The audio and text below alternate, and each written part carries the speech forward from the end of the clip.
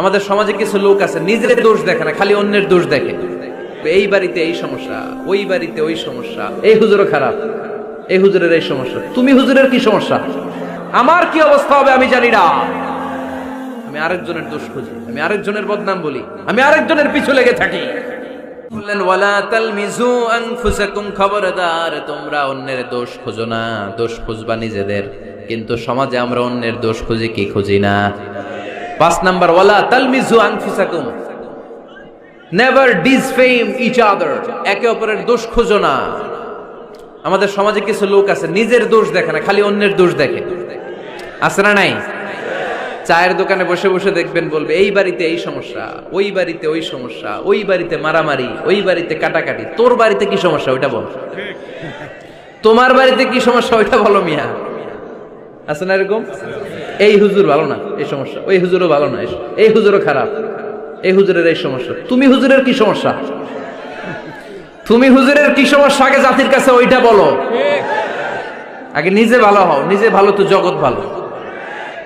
জন্য খবরদার অন্যের দোষ খুঁজবেন না, এটা খুব বাজে একটা স্বভাব। খালি অন্যের দোষ খোঁজে।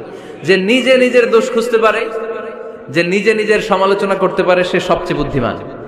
কারণ অন্যে কি করছে এই ব্যাপারে আপনারা ধরবে আল্লাহ। কথা বলেন না কেন? আল্লাহ আপনাকে ধরবে আপনার কি সমস্যা, আপনি কি করলেন, শুধু ওই ব্যাপারেই আপনি জিজ্ঞাসিত হবেন। এজন্য আল্লাহ বললেন তাদের উপর আমার লানত, তাদের উপর ধ্বংস, যারা প্রকাশ্যে অপ্রকাশ্যে অন্যদের দোষ খুঁজে বেড়ায়, দোষ বলে বেড়ায়। এরকম আছে না নাই? আল্লাহ লানত দিয়ে বললেন ওয়াইলুল লিকুল্লি হুমাযাতিল লুমাযা, গোপনেও দোষ খোঁজে প্রকাশ্যেও দোষ বলে, তাদের উপর আল্লাহ লানাত। হুমাযাতিল লুমাযা, এই লুমাযা শব্দ থেকে আল্লাহ এনেছেন ওয়ালা তালমিজু আনফুসাকুম, একে অপরের দোষ খোঁজো না, নিজের দোষ খোঁজো, সেই সবচেয়ে বুদ্ধিমান। তাহলে আমরা আত্মসমালোচনা করব। কি করব? খেয়াল রাখবেন, সবচেয়ে খারাপ হচ্ছে সমালোচনা। সবচেয়ে খারাপ কি? তারপর কিছুটা ভালো যেটা, সেটা হচ্ছে আলোচনা। সেটা কি? আলোচনা। সবচেয়ে ভালো হচ্ছে আত্মসমালোচনা। সবচেয়ে ভালো কি? তাহলে 3টা বললাম। এক হচ্ছে সমালোচনা, আমরা করব না, আমরা করব আলোচনা, আর সবচেয়ে বেশি করব আত্মসমালোচনা, সেলফ ক্রিটিসিজম।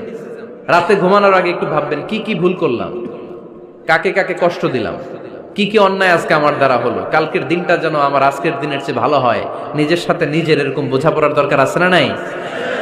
আমরা যেন আত্মসমালোচনা করি ফরিদপুরের ভাইরা, অন্যের দোষ যেন না খুঁজি।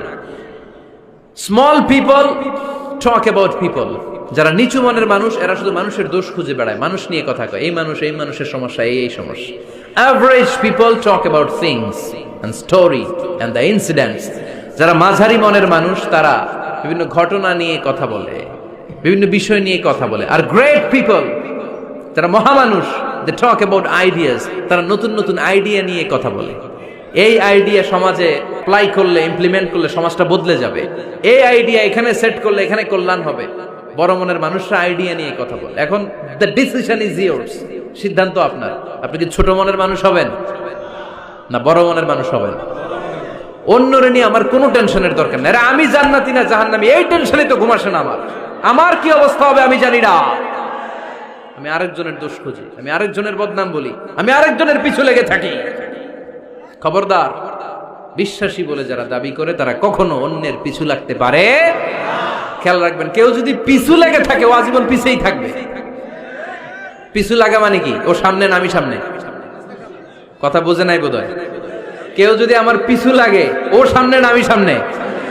আমি সামনেই থাকবো, ও পিছনেই থাকবে। কথা বুঝতে পেরেছেন?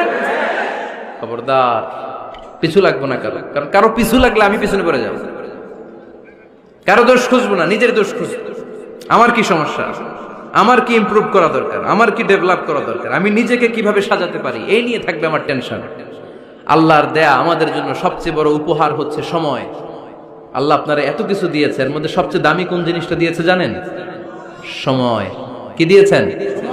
আমাদের জীবনের এই সবচেয়ে দামি জিনিসটা, এই সময়টা আমরা অন্যের পিছনে লাগাই ফেলি। অন্যের দোষ খুঁজতে খুঁজতে অন্যের এই সময়টা দিয়ে দেই, নিজের সময় নিজের কাজে লাগাতে পারি না, তাই না? এজন্য আমরা যেন অন্যের দোষ না খুঁজি, নিজের দোষ খুঁজি। ওয়ালা তালমিজু আনফুসাকুম, একে অপরের দোষ খুঁজো না। আদেশটা কার? আওয়াজ করে বলতে হবে, আদেশটা কার?